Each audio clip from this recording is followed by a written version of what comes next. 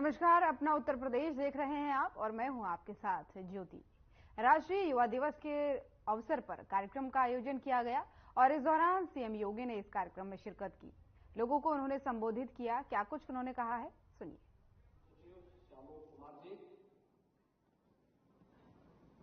प्राथमिक शिक्षा के प्रमुख सचिव श्री एम देवराज जी, प्रमुख सचिव गृह श्री संजय प्रसाद जी, प्रमुख सचिव उच्च शिक्षा, प्रमुख सचिव आईटी,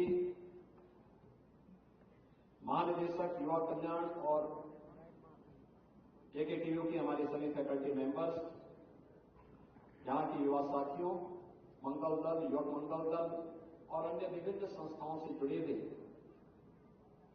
सभी उपस्थित बहनों और भाइयों, आज राष्ट्रीय युवा दिवस है। राष्ट्र ऋषि स्वामी विवेकानंद की पावन जयंती।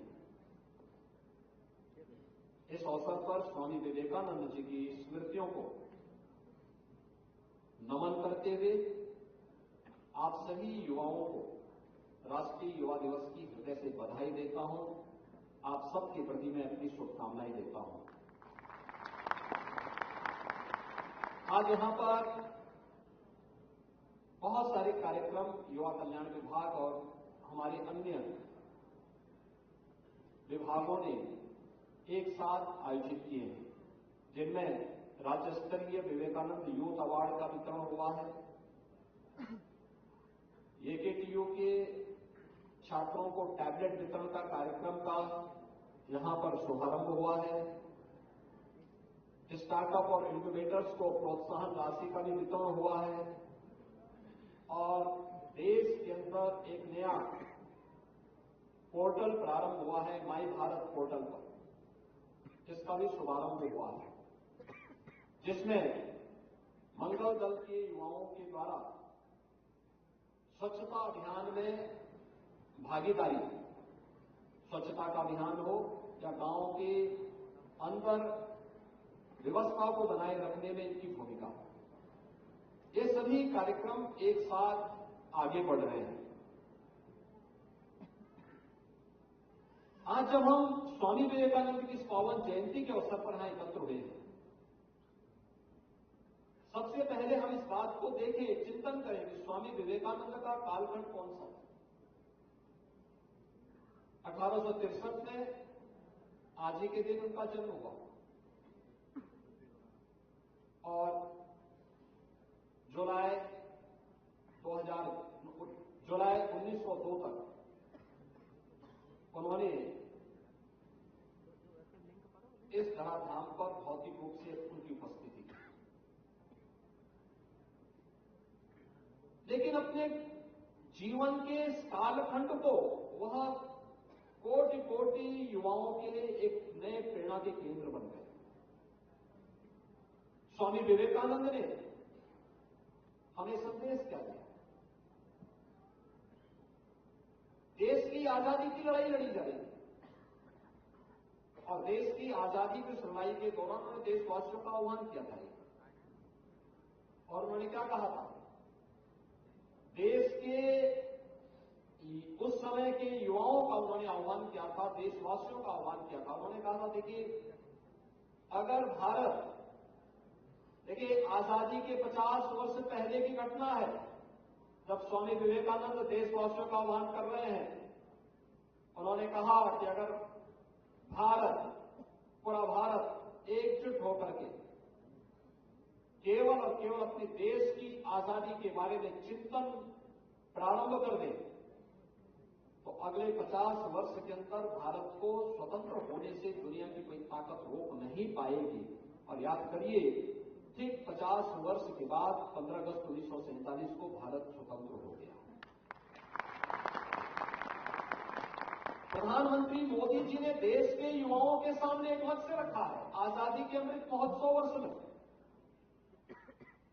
आजादी के अमृत महोत्सव वर्ष में प्रधानमंत्री जी ने मुख्य महोत्सव को संबोधित करते हुए पंचप्रण की बात की।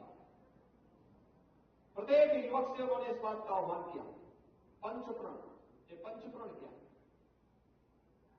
आत्मनिर्भरता के लक्ष्य को प्राप्त करना।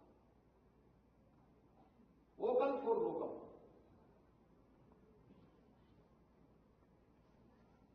स्थानीय उत्पाद को प्रमोट करना।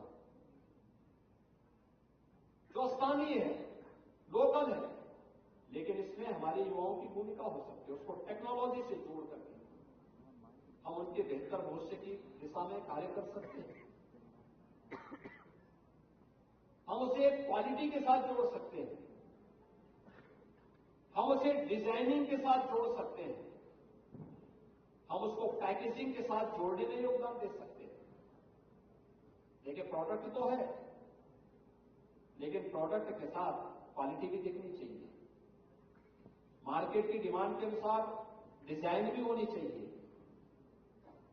मार्केट की डिमांड के अनुसार उसमें पैकेजिंग भी होनी चाहिए। ये सभी चीजें जब एक साथ जुड़ेंगी तो हमारा लोकल प्रोडक्ट भी दुनिया के बाजार में छाता हुआ दिखाई देगा। टेक्नोलॉजी का उपयोग करेंगे, कई गुना उतनी ही समय में एक व्यक्ति कई गुना उत्पाद ला सकता है। और उत्पाद ला सकता है, इसका मतलब अगर उतने ही समय में उतनी ही मटेरियल से कोई प्रोडक्ट तैयार होना है और पहले की तुलना में कई गुना उसकी संख्या बढ़ी है, तो स्वाभाविक रूप से दाम कम होंगे और मार्केट में कंपटीशन के योग्य वह बनेगा। इस दिशा में युवाओं की बड़ी भूमिका हो सकती है। एक छोटा सा उदाहरण आपको दूं। और उदाहरण है, जब 2017 में उत्तर प्रदेश में हमारी सरकार बनी थी, उस समय हम कहीं भी जाते थे, हर सड़क पे गंदगी दिखाई देती थी। प्लास्टिक का कचरा होता था, जगह जगह अव्यवस्था फैलती थी, बीमारियां अलग से थी। हम लोगों ने प्लास्टिक को बैन किया, लेकिन प्लास्टिक का सब्स्टिट्यूट क्या होगा? मिट्टी के बर्तन। और मिट्टी के बर्तन इतने बड़े पैमाने पर कहां से आएंगे? क्योंकि जब उस समय हम लोग एक कुमार से कहते थे कि भाई एक मैनुअल चाक से कितने बर्तन बना पाओगे, वो कहता था 50 से 60। कॉस्ट कितनी पड़ेगी? तो प्लास्टिक का जो कप पड़ता था वो 6 पैसे का पड़ता था, और उनका जो कप पड़ता था वह पड़ता था लगभग 1 रुपये से ज्यादा। तो 10 गुने का अंतर तो यही था। अब क्या किया जाए? कंपटीशन कैसे कराया जाए? तो कंपटीशन के लिए एक तरीका अपनाया गया कि अगर हम मैनुअल चाक की जगह इलेक्ट्रिक चाक या सोलर चाक दे दें तो इनकी संख्या बढ़ेगी। इसी मटेरियल में प्रोडक्ट की क्वालिटी भी बढ़ेगी और इनकी क्वांटिटी भी बढ़ जाएगी। दूसरा, और सस्ता करने के लिए भी हमें प्रयास करने चाहिए। तो पहला हमने किया, तो मैंने देखा कि इलेक्ट्रिक चाक में उतनी ही देर में, जिसमें 50 से 60 बर्तन बनते थे, उतने में ही 400 से लेकर 500 बर्तन बनने लगे। लेकिन बढ़ा ना उसकी संख्या। अब इसको और भी सस्ता करना कैसे होगा? तो उससे भी सस्ता करने के लिए क्या प्रयास हुआ? प्रयास हुआ कि हमारे तालाब सब अप्रैल से लेकर के जून तक खाली रहते हैं। हमें वहां लेबर लगानी पड़ती है, जल संरक्षण के लिए तालाबों को खाली कराना होता है। हमने कहा भी हम एक काम करते हैं कि कुमार लोगों को एक काम करते हैं, माटी कला बोर्ड बना करके उन्हें एक व्यवस्था दे देते हैं कि वे चाहें तो अप्रैल से जून तक हर तालाब की मिट्टी लेकर के वे ले जा सकते हैं, फ्री में ले जा सकते हैं। हम उनको फ्री में तालाब देते हैं, उनको फ्री में मिट्टी मिल गई, हमें फ्री में तालाब खाली मिल गए और हमने जल संरक्षण के लिए तालाब भी तैयार कर लिया। उनके लिए भी फ्री हो गया, सरकार के लिए भी फ्री हो गया और पब्लिक के लिए सस्ते में मिट्टी के बर्तन मिल गए। आज मिट्टी का बर्तन प्लास्टिक के समकक्ष उसी दाम में मिट्टी के बर्तन मिल रहे हैं जिसमें थर्माकोल या फिर प्लास्टिक के गिलास मिलते हैं। हमें सब्स्टिट्यूट देना पड़ेगा और ये चीजें अगर आप इसमें बड़ी भूमिका का निर्वहन कर पाएंगे। आत्मनिर्भरता के लक्ष्य को प्राप्त करने के लिए टेक्निकल इंस्टीट्यूशन और हायर एजुकेशन से जुड़े हुए हमारे इंस्टीट्यूशन थोड़ा भी अपने आप को तैयार कर लेंगे, एक बड़ी भूमिका का निर्वहन उसमें इसके माध्यम से हो सकता है। दूसरा कार्य जो दूसरा प्रधानमंत्री जी ने कहा, गुलामी के अंशों को सर्वथा समाप्त करना। हमारे मन में आज भी एक इस बात का भूत सवाल रहता है, साहब हम तो बहुत दीनहीन हैं, हम कुछ नहीं कर सकते हैं। जब पहले ही हमने शुरुआती यहीं से की है, आगे बढ़ेंगे कैसे? कभी आगे नहीं बढ़ सकते। हमारे मन में होना चाहिए कि जो हमारा सर्वश्रेष्ठ है, अच्छा है, इसको और भी अच्छा बनाएंगे। दुनिया हमसे सीखती है। हमारी सभ्यता और संस्कृति दुनिया की सबसे प्राचीन सभ्यता और संस्कृति है। हम किसी को नीचा नहीं दिखाएंगे, लेकिन किसी से कम भी नहीं है। जब भाव हमारे मन में आएगा कि नहीं, हम गुलामी की मानसिकता में जी नहीं सकते, इसके अनुसार नहीं काम करेंगे, तो बहनों और भाइयों, कोई कारण नहीं हम आगे न बढ़ जाए। गुलामी की मानसिकता से अपने आप को दूर कर देना, अपनी चीज को प्राथमिकता देना, अपनी विरासत को। तीसरा उन्होंने कहा, विरासत पर गौरव की अनुभूति करो। याद करिए आजादी के अमृत महोत्सव वर्ष में प्रधानमंत्री जी ने कहा था, स्वतंत्रता संग्राम सेनानियों के स्मारकों को सुंदरीकरण करिए, उसको ठीक करिए, वहां पुष्पांजलि करिए, उनके प्रति सम्मान व्यक्त करिए। सेना, अर्धसेना, सुरक्षा बलों के जवानों के प्रति सम्मान का भाव पैदा करिए। आजादी के अमर सेनानियों को सम्मान करिए, उनके बारे में लिखिए, उन तथ्यों को निकालिए कि आजादी की लड़ाई में किसी गांव का, किसी कस्बे का, किसी शहर का क्या योगदान रहा है। इस दिशा में एक नया प्रयास प्रारंभ हुआ, देश के अंदर कार्य हुआ। मैंने आपको भी यहां पे जो प्रश्न उससे पूछे गए थे, उसमें से एक बात कही कि उत्तर प्रदेश में एक वर्ष में 31.5 करोड़ से अधिक टूरिस्ट आया। इस 31.5 करोड़ से अधिक टूरिस्ट आने का मतलब क्या है? जो उत्तर प्रदेश में आया, इसने यहां तमाम रोजगार का सृजन भी किया, उत्तर प्रदेश के अंदर तमाम चीजों को बढ़ाया, लेकिन उसके अनुरूप हमने अपने धर्मस्थलों को, टूरिस्ट के जो स्पॉट थे उनको हमने उसके अनुरूप तैयार भी किया। जैसे काशी में काशी विश्वनाथ धाम, याद करिए, काशी में काशी विश्वनाथ धाम प्रधानमंत्री जी ने उद्घाटन दिसंबर 21 में किया, 19 में कार्य प्रारंभ हुआ। लेकिन याद करिए, इससे पहले काशी विश्वनाथ धाम में बाबा विश्वनाथ का मंदिर जहां पे है, 50 श्रद्धालु एक साथ खड़े होने में परेशानी होती थी, संकरी गलियां। और आज मैं इस बात को दावे के साथ कह सकता हूं कि प्रधानमंत्री जी की विजन से आज वहां पर जो कार्य हुआ है, 50,000 श्रद्धालु एक साथ काशी विश्वनाथ धाम में एकत्र हो सकता है, आयोजन में भाग ले सकता है और सफलतापूर्वक दर्शन भी कर सकता है। जब किसी भी श्रद्धालु को, किसी भी टूरिस्ट को कोई परेशानी नहीं होगी, तो उसका लाभ भी उसको प्राप्त होगा। काशी विश्वनाथ धाम काशी में है, उत्तराखंड में बद्री और केदारनाथ धाम के पुनरुद्धार का जो कार्य चल रहा है, उज्जैन में महाकाल के महालोक का कार्य हुआ है, और 500 वर्षों के बाद अयोध्या में प्रभु राम का आगमन, रामलला के भव्य मंदिर का बनना, एक नई अयोध्या का दर्शन होना, त्रेता युग की संरचना को फिर से ताजा करना, ये चीजें क्या दिखाती है? आप सोचिए, अयोध्या के अंदर कोई कल्पना कर सकता है, अयोध्या के अंदर कोई कल्पना कर सकता है कि वहां 4 लेन और 6 लेन की सड़कें होंगी?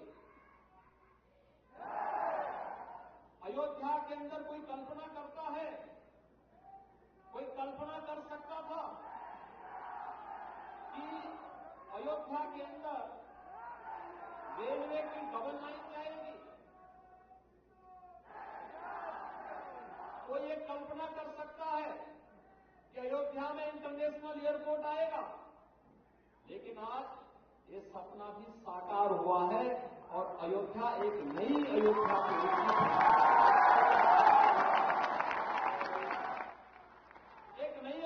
रूप में प्रस्तुत हुई।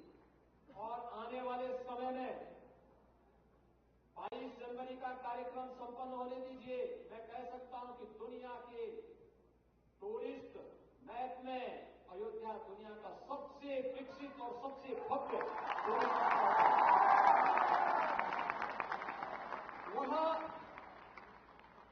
श्रद्धा के साथ साथ टूरिस्ट का एक बेहतरीन केंद्र बनेगा। एक नई अयोध्या का दर्शन दुनिया करेगी। अयोध्या के राज बात के लिए भी हम सबको आगाह करती है। एकजुट होकर के अगर हम सब एक स्तर से देश के हित में कार्य करते हैं तो कोई बाधा हमारे मार्ग में बाधा नहीं रह पाएगी, कोई बैरियर नहीं बन पाएगा। दुनिया की दबी कुचली सभ्यताओं के लिए भी एक नई राह है आगे बढ़ने के लिए। विरासत का सम्मान कैसे होना है, अयोध्या भी उसका एक प्रमाण है। चौथी जो बात प्रधानमंत्री जी ने कही वह एकता और एकात्मता की बात है। याद करना, उत्तर प्रदेश के नौजवानों के सामने पहचान का संकट जिन लोगों ने खड़ा किया था, ये पहचान का संकट किन कारणों से हुआ? क्योंकि ये जातिवाद के नाम पर परिवारवाद की राजनीति है। उत्तर प्रदेश के सामने पहचान का संकट खड़ा है। ये पहचान का संकट खड़ा करने वाले वे लोग हैं जो जाति के नाम पे झुनझुना पकड़ा देते थे, लेकिन जब सत्ता में आते थे तो परिवार तक सीमित रह जाते थे और जाति का भी कल्याण नहीं कर पाते और अहित तो होता था उत्तर प्रदेश के हमारे युवाओं का। उत्तर प्रदेश देश के अंदर ही अगर दुनिया के अंदर सबसे अधिक युवा भारत के अंदर है तो भारत में सबसे अधिक युवा उत्तर प्रदेश में है। 56% उत्तर प्रदेश की आबादी ऐसी है जो कामकाजी है। इस 56% आबादी का अहित करके अगर कोई ये मानता है कि हम उत्तर प्रदेश को विकास कर पाएंगे, कभी संभव नहीं हो सकता है। हमें इस 56% आबादी को कामकाजी वर्गों को कार्य देना होगा और इनके हितों को हर हाल में संरक्षण करना होगा। और यह तब संभव हो पाया जब जाति, मत, मजहब, क्षेत्र, भाषा और किसी भी अन्य बात से ऊपर उठ करके हम लोगों ने केवल एक बात पे कहा, जिससे स्वामी विवेकानंद का भी जोर था कि अब भारतवासियों के लिए एक ही धर्म है और एक ही मिशन है, वह नेशन फर्स्ट का है। नेशन फर्स्ट हमारे जीवन का हिस्सा होना चाहिए। देश मेरा पहले, हर काम देश के नाम, हर काम देश के नाम। जब इस भाव के साथ हम काम करेंगे, दुनिया की कोई ताकत हमें रोक नहीं पाएगी। और अंत में जो 5वां संकल्प प्रधानमंत्री जी ने कहा था वह था हर भारतवासी के लिए नागरिक कर्तव्य के रूप में, एक छात्र छात्र के रूप में, एक शिक्षक शिक्षक के रूप में, एक नौकरशाह के रूप में, एक जनप्रतिनिधि जनप्रतिनिधि के रूप में, एक व्यापारी के रूप में, एक श्रमिक के रूप में, जीवन के जिस क्षेत्र में वो व्यक्ति काम कर रहा है उस क्षेत्र में ईमानदारी पूर्वक अपने कर्तव्यों का निर्वहन करें। ईमानदारी पूर्वक अपने कर्तव्यों का निर्वहन करें। ईमानदारी पूर्वक अपने कर्तव्यों का निर्वहन कर रहा है। कोई दुनिया की ताकत भारत को 2047 में दुनिया की बड़ी ताकत के रूप में स्थापित करने से कोई रोक नहीं सकता।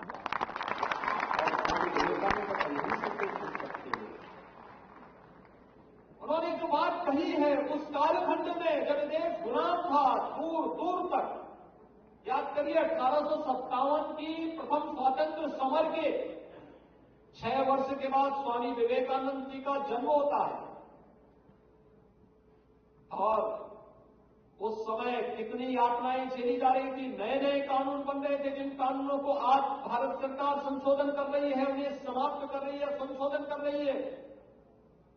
भारतवासियों पर कितने अत्याचार किए गए। भारत में वोट डालो राज करो की नीति के तहत कैसे आपस में लड़ाया जा रहा था, इन सभी से मुक्त उस कालखंड में भी एक आशा की किरण लेकर के भारत के ऋषि किस ओज और तेज के साथ काम करते थे, स्वामी विवेकानंद उसके प्रतीक हैं। युवाओं के लिए एक नई प्रेरणा है और उस प्रेरणा के लिए आज हम सब यहां पर एकत्र हुए हैं।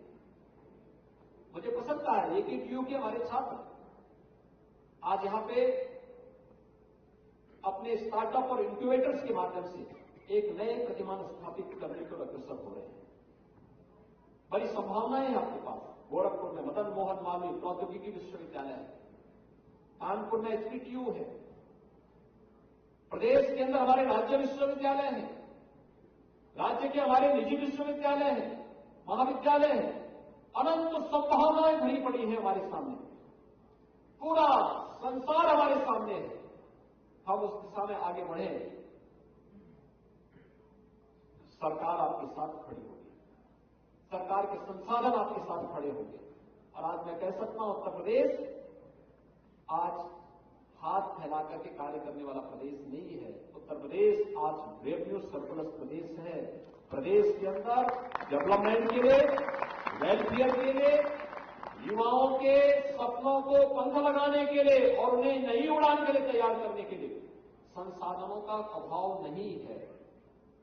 संसाधन हमारे पास है, तो हम हर मंगल दल और युवक मंगल दल को आज आत्मनिर्भर बनाने की दिशा में कार्य कर रहे हैं।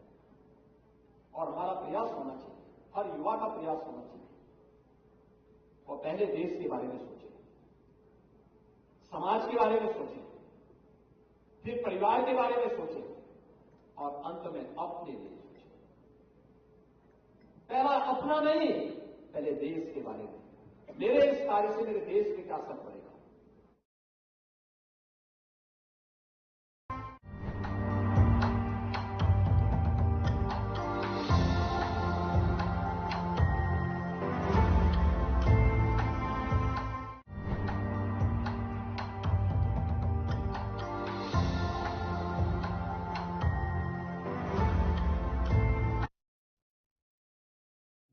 देकर खेल प्रतिभाओं को नई पहचान दिलाने का प्रभावी मंच बनकर उभरा है संसद खेल महाकुंभ।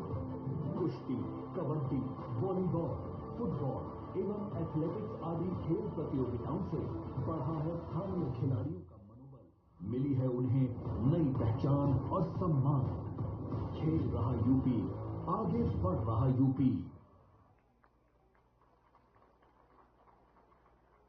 और खेल की इस श्रृंखला में उत्तर प्रदेश शासन के माननीय मुख्यमंत्री महोदय के सम्मुख सांसद खेल एवं लोक स्पर्धा महाकुंभ के कार्यक्रम में 55 किलोग्राम भार वर्ग की कुश्ती का डिस्प्ले माननीय मुख्यमंत्री महोदय के सम्मुख। इस हेतु हम आमंत्रित करेंगे विकास यादव जी सहजनवा से एवं खिलाड़ी इमरान जी कैंपियरगंज से। इसके उपरांत 65 किलोग्राम भार वर्ग के खिलाड़ी तैयार रहेंगे। सांसद खेल एवं लोक कला महाकुंभ में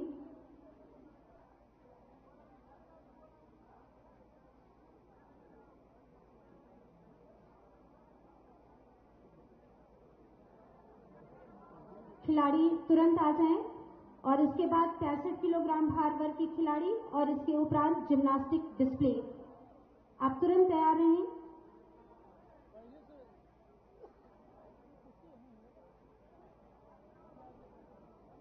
हम कोचेस से कहेंगे कृपया आप स्टार्ट कराएं।